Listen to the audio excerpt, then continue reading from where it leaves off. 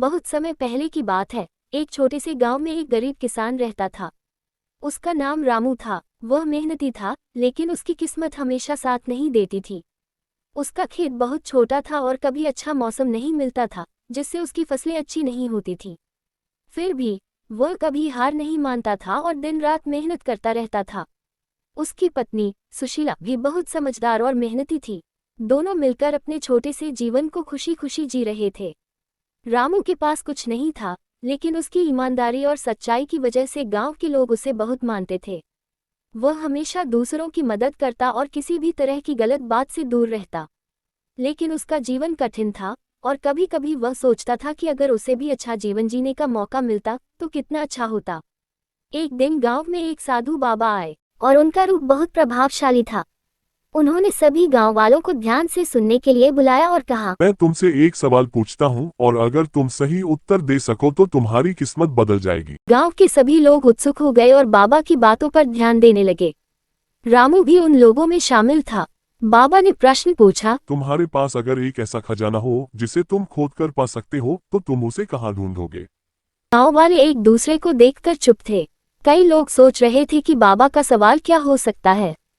फिर एक वृद्ध व्यक्ति ने धीरे से कहा, खजाना तो हमारे घर के बगीचे में होना चाहिए, क्योंकि यहाँ हमारी मेहनत का फल मिलता है। कुछ और लोग भी इस पर सहमति जता रहे थे, लेकिन रामू ने कुछ और सोचा।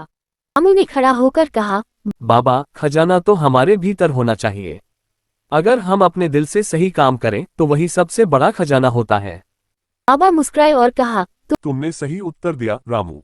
सचमुच खजाना हमारे भीतर है और जो इसे समझ जाता है उसकी किस्मत बदल जाती है। साधु बाबा के ये शब्द रामू के दिल में गहरे उतर गए। वह सोचने लगा कि अब तक उसने सिर्फ बाहरी चीजों की तलाश की थी, जबकि उसे भीतर के खजाने को पहचानने की जरूरत थी। अगले कुछ दिनों तक रामू ने यही सोचा कि उसकी मेहनत और ईमानदारी ही उसकी असली दौलत है।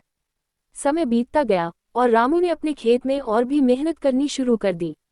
उसने अपनी फसल के लिए नया तरीका अपनाया, ज्यादा पानी देना, सही समय पर सिंचाई करना और मिट्टी की देखभाल करना।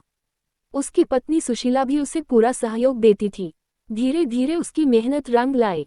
उसके खेत में अनाज की अच्छी फसल हुई और गांव के लोग हैरान रह गए। रामू की किस्मत अब बदलने लगी थी। अब उसके पास न केवल अधिक फसलें थीं, बल्कि गांव वाले भी उसकी सलाह लेने के लिए आते थे। वह गांव में सबसे सम्मानित व्यक्ति बन गया था। उसकी सच्चाई और मेहनत ने उसे वह स्थान दिलाया था जिसका वह हकदार था। एक दिन गांव में एक बड़ा व्यापारिक मेला लगा। रामू ने भी वहां अपनी फसल का स्टॉल लगाया। मेले में कई बड़े व्यापारी आए थे। रामू की फसल इतनी अच्छी थी कि एक व्यापारी ने उसे अपनी फसल बेचने का प्रस्ताव दिया। रामू ने सोचा और कहा, मैं अपनी मेहनत से अर्जित फसल को किसी को बेचकर नहीं छोड़ सकता।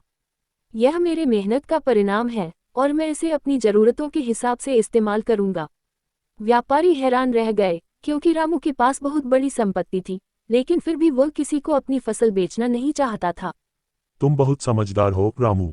तुमने अपनी मेहनत से ये सब हासिल किया है और तुमने मुझे सिखा दिया कि मेहनत और ईमानदारी से बड़ा कोई खजाना नहीं होता। रामू की कहानी पूरे गांव में फैल गई। वह आज भी गांव के सबसे प्रतिष्ठित व्यक्ति हैं।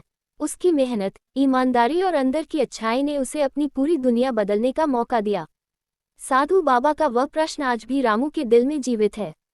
उसने सीखा कि खजाना केवल बाहरी चीजों में नहीं, बल्कि हमारे भीतर की अच्छाई, मेहनत और सच्चाई में छिपा होता है। अगर हम उसे पहचान लें, तो हमारा जीवन सही दिशा में चलने लगता है।